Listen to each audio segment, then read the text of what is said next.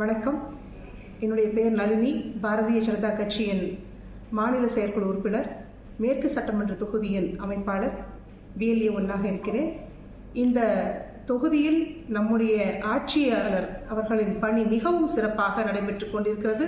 SIR பணி திருத்தங்கள் மிகவும் துரிதமாக செயல்பட்டு அனைவரின் கவனமும் திசை திருப்பப்பட்டு ஒவ்வொரு BLAவும் ஒவ்வொரு BLO கூட தொடர்பு கொண்டு அவர்கள் அனைவரும் இந்த பணிகளை மேற்கொண்டு சிறப்பான ஒரு முறையில் அனைத்து திருத்தங்களையும் மேற்கொண்டுள்ளனர்.